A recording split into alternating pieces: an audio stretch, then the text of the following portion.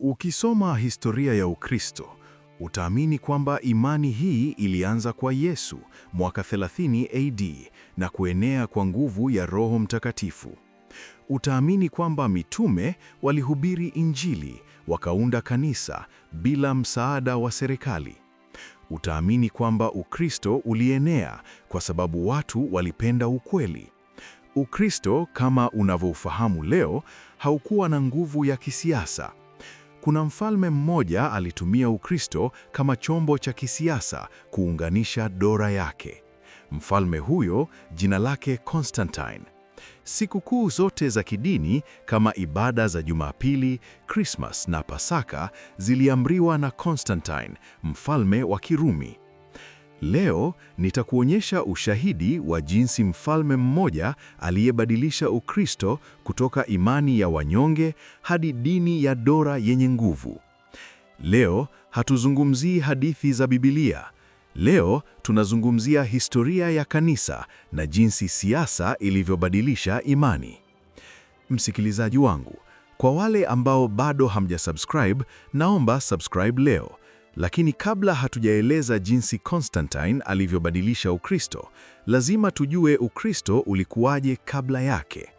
Ukristo ulianza mwaka 30 AD baada ya Yesu. Mitume Petro, Paulo, Yohana na wengine walihubiri Injili Palestina, Syria, Misri, Ugiriki na Rumi.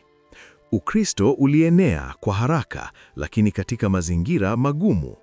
Wakristo waliteswa na dola ya Rumi, pia walionekana kama wafuasi wa dini haramu.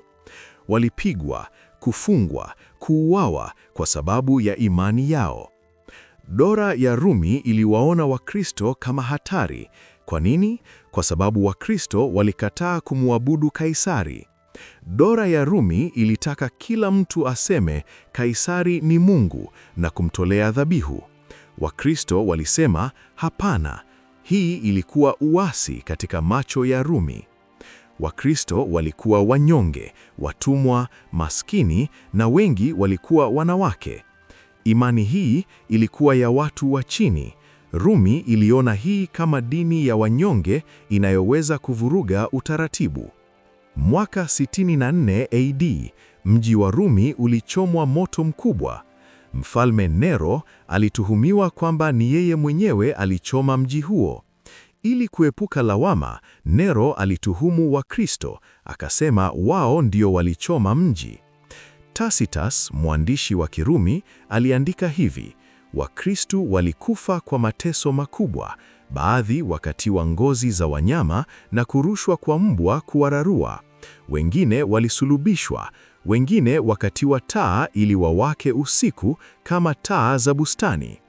Wakristo walisulubishwa kama Yesu.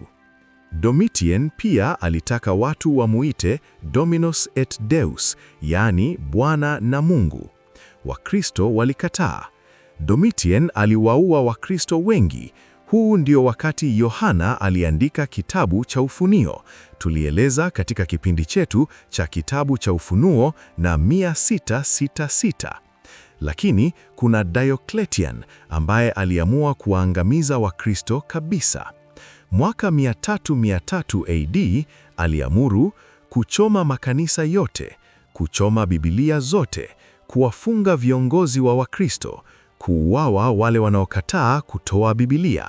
Hii ilikuwa mateso makubwa zaidi, The Great Persecution, mwaka 300 hadi 311 AD. Maelfu ya Wakristo waliuawa kwa sababu ya imani yao. Kabla ya Constantine, Ukristo ulikuwa dini haramu isiyoruhusiwa na serikali, imani ya wanyonge, watumwa, maskini na wengi walikuwa wanawake. Imani hii ilikuwa ya watu wa chini. Rumi iliona hii kama dini ya wanyonge inayoweza kuvuruga utaratibu.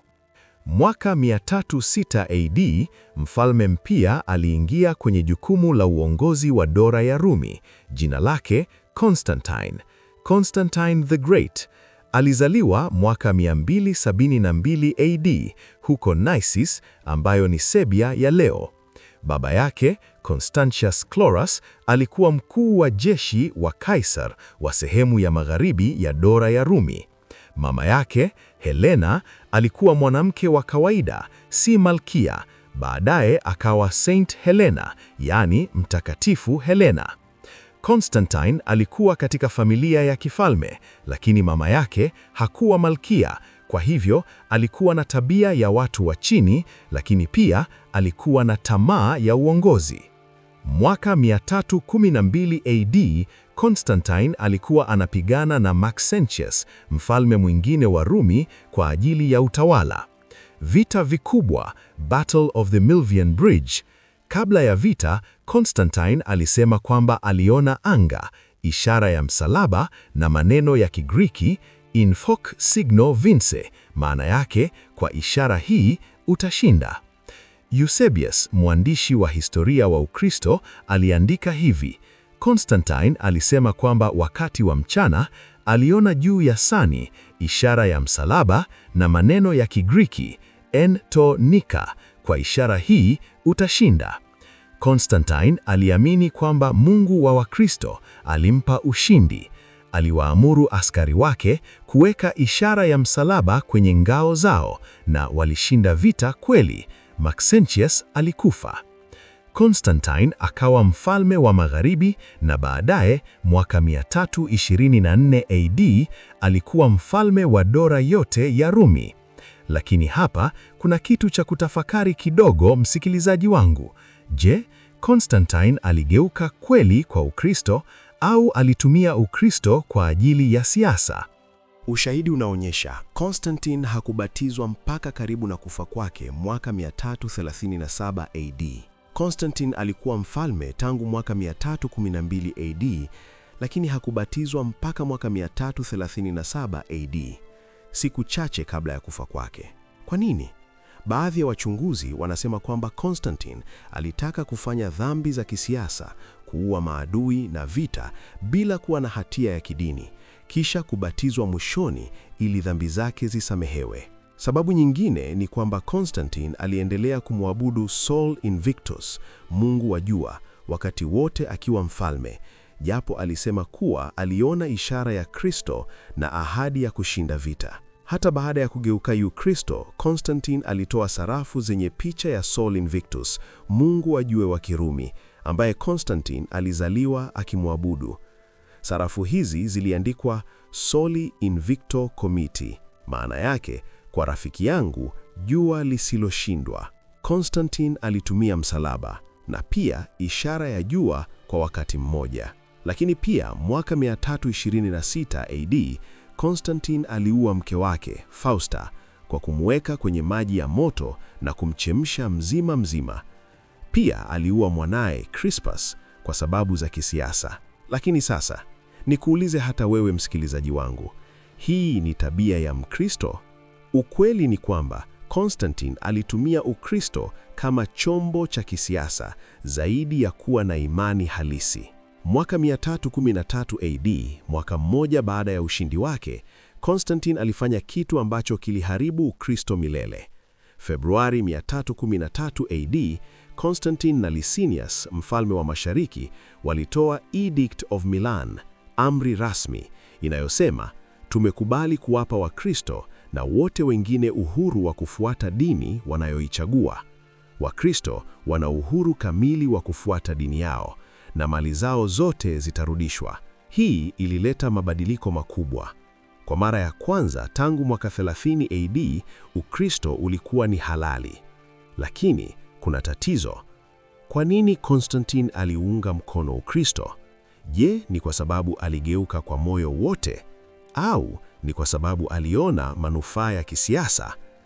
Ushahidi unaonyesha kuwa ni sababu ya manufaa ya siasa. Kwanza kabisa, dola ya Rumi ilikuwa inagawanyika. Kulikuwa na vita ya wenyewe kwa wenyewe, uchumi unazorota, ushuru mkubwa, umaskini unazidi, na pia kulikuwa na dini nyingi, watu wanaamini miungu tofauti. Hakuna umoja. Constantine alijua ili kuunganisha dola anahitaji dini moja ambayo watu wote wanaweza kuamini. Sababu ya pili ni kwamba Ukristo ulikuwa ukienea kwa haraka. Ingawa Wakristo waliteswa, idadi yao ilikuwa inazidi. Mwaka 100 AD, Wakristo walikuwa 25,000 takribani. Mwaka 200 AD, Wakristo walikuwa 200,000. Mwaka 300 AD, Wakristo walikuwa milioni 6, takribani 10% ya dola ya Rumi. Konstantin alisema, kama nikiunga mkono dini inayokuwa, nitapata wafuasi wengi. Sababu ya tatu ni kwamba Ukristo ulikuwa na muundo imara. Ukristo ulikuwa na maaskofu, viongozi wa miji tofauti, na makanisa, muundo wa kiutawala na imani moja. Konstantin aliona, kama nikitumia muundo huu wa kanisa, nitaweza kutawala kwa urahisi. Kwa hivyo, Konstantin alitumia Ukristo si kwa ajili ya imani, bali kwa ajili ya siasa. Mwaka 325 AD, Konstantin alifanya kitu ambacho hakuna mfalme mwingine aliwahi. Aliita mkutano wa maaskofu kutoka dola yote ili kuamua Yesu ni nani. Hapo ndipo waliamua kuwa Yesu ni Mungu baada ya mjadala mrefu. Huu ulikuwa mkutano wa kwanza wa kanisa la ulimwengu wote, Ecumenical Council. Konstantin, ingawa si kasisi, si askofu na bila kubatizwa bado, alikuwa mwenyekiti wa mkutano huo. Msikilizaji wangu, tushafanya kipindi hiki, na kama ulipitwa, tazame video kwenye channel yetu hii iliyoandikwa Je, Yesu ni Mungu? Kabla ya Konstantin, kanisa lilijadili imani, lakini hakuna mtu aliua kwa sababu ya imani tofauti. Baada ya Konstantin, kama una imani tofauti, serikali inakuadhibu. Ukristo ulibadilika kutoka imani ya hiari hadi dini ya dola yenye nguvu ya lazima. Konstantin hakubadilisha theolojia tu, alibadilisha pia ibada na siku za matukio ya kanisa. Wakristo wa awali waliadhimisha Sabato, Ijumaa jioni hadi Jumamosi jioni, lakini Konstantin alibadilisha na kufanya ikawa siku ya Jumapili. Kwa nini? Kwa sababu Jumapili ilikuwa siku ya Sol Invictus, Mungu wa jua, ambaye Warumi walimwabudu. Mwaka 321 AD, Konstantin alitoa amri rasmi. Katika siku ya jua lisiloshindwa, Dies Solis, Sunday, majaji, watu wa miji na wafanyabiashara wanapaswa kupumzika. Konstantin aliamuru kila mtu aabudu siku ya Jumapili badala ya Ijumaa jioni hadi Jumamosi jioni. Hii ilikuwa mchanganyiko wa Ukristo kwamba Yesu alifufuka Jumapili na kipagani sababu Jumapili ilikuwa siku ya Mungu wa jua. Konstantin alichanganya imani mbili ili kuwafanya Wakristo na wapagani waabudu siku moja. Konstantin pia aliamuru Christmas iwe Disemba 25. Biblia haielezi siku Yesu alizaliwa. Wakristo wa awali hawakuadhimisha kizaliwa cha Yesu kwa sababu hawakujua siku. Lakini mwaka 336, wakati wa Konstantin, kanisa la Rumi liliamua tuadhimishe kizaliwa cha Yesu siku ya Disemba 25. Kwa nini Disemba 25? Kwa sababu Disemba 25 ilikuwa siku ya Sol Invictus, uzaliwa wa jua, sherehe kubwa ya kipagani. Pia Disemba 17 na 23 ilikuwa Saturnalia, sherehe ya Kirumi ya chakula, vinywaji na zawadi. Konstantin aliunganisha sherehe za kipagani na imani ya Ukristo ili kufanya wapagani wawe rahisi kugeuka Ukristo. Wakristo wa awali waliadhimisha Pasaka, Passover, kwa mujibu wa kalenda ya Kiyahudi, Nisani 14, mwezi wa kwanza kwa kalenda ya Kiyahudi. Lakini Konstantin alitaka kubadilisha hii. Katika Council of Nicaea mwaka 325, Konstantin alitoa amri: ni jambo la aibu, tufuate desturi za Wayahudi. Ni vizuri tusiwe na kitu cha kushirikiana na kabila la watu wabaya. Konstantin aliwachukia Wayahudi na alitaka Ukristo ujitenganishe kabisa na Uyahudi. Hii ilikuwa kukatisha Ukristo kutoka mizizi yake ya Kiyahudi. Konstantin hakubadilisha imani na ibada tu, alibadilisha pia mali ya kanisa. Kabla ya Konstantin, Wakristo walikutana nyumbani wakafanya ibada. Baada ya Konstantin, makanisa makubwa yalijengwa: Church of the Holy Sepulchre, Old St. Peter's Basilica na Church of the Nativity. Constantine alitumia fedha za dola kujenga makanisa haya. Kwa mara ya kwanza, kanisa lilikuwa na mali kubwa. Constantine aliwapa maaskofu mamlaka ya kuhukumu kesi za kisheria. Maana yake, kama una ugomvi, unaweza kwenda kwa askofu badala ya mahakama ya serikali, na askofu atakuhukumu. Hii ilifanya maaskofu kuwa na nguvu za kisiasa na si viongozi wa kiroho. Mwaka 380 AD, miaka 43 baada ya Constantine kufa, Mfalme Theodosius wa kwanza alitoa amri: watu wote wanaotawaliwa na utawala wetu wapaswa kufuata dini ambayo Petro mtume aliwapatia Warumi. Tunaamuru kwamba wale wanaofuata sheria hii waite majina yao Wakristo wa Katoliki. Maana yake, Ukristo ni dini rasmi ya dola ya Rumi. Kila mtu anapaswa kuwa Mkristo. Dini zingine ni haramu. Msikilizaji wangu, kwa mara ya kwanza, Ukristo ulitoka imani ya hiari hadi dini ya lazima. Kabla ya Constantine, ukiwa Mkristo unaweza kuuawa. Baada ya Constantine, kama si Mkristo unaweza kuuawa. Baada ya Constantine, Ukristo haukuwa kama ulivyokuwa.